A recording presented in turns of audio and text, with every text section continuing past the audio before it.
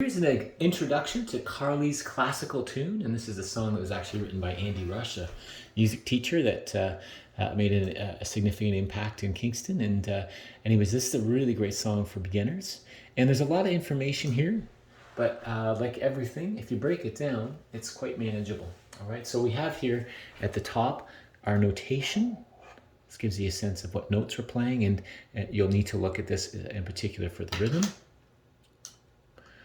All right, he's also written in some blank fretboard diagrams, which we might be able to fill in later on with the chords. That very first chord, well, actually, we won't worry about that too much today. Then I want to draw your attention to the tab.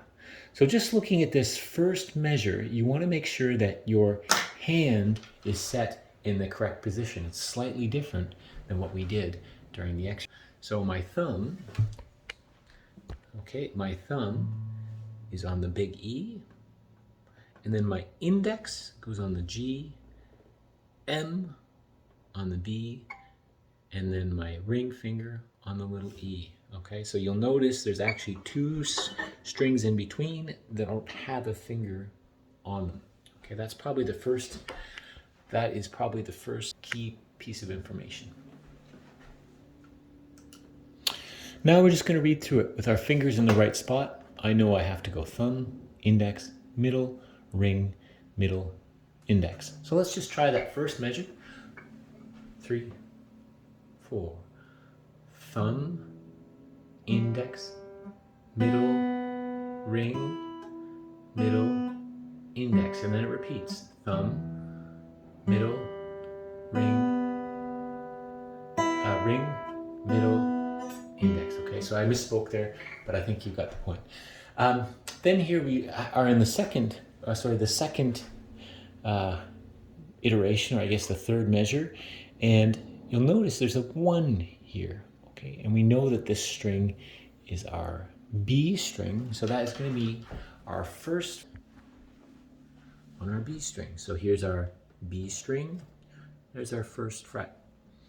We'll also notice that they in exactly the same spot, so that doesn't shift at all.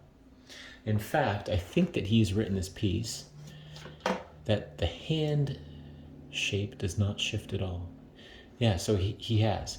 Your fingers always stay on the same strings for this piece. So let's try that third measure, and we've got our finger down here, and then it's exactly the same shape again. So I've got my first finger there on the B string, and it looks a little something like this. A 1, 2, 3, 4. Here we go.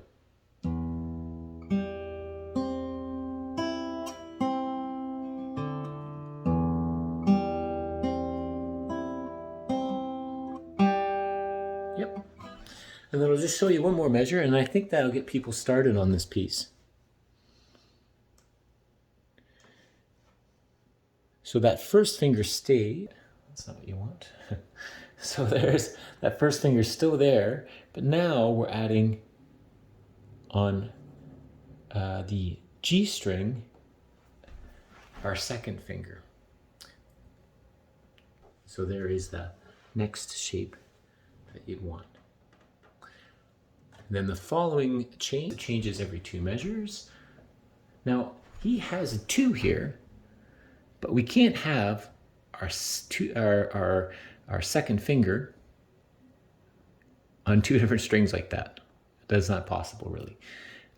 So these numbers, a reminder, they don't represent fingers, they represent frets. It doesn't matter which finger you choose. That's up to you. So we need to choose a different finger for that 2 there. It's just a coincidence that sometimes the frets. So if we're looking at that next measure, I'm going to put my third finger down. Okay, so my second fret is covered, but with my third finger.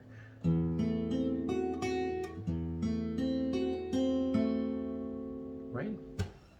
And then it continues like that.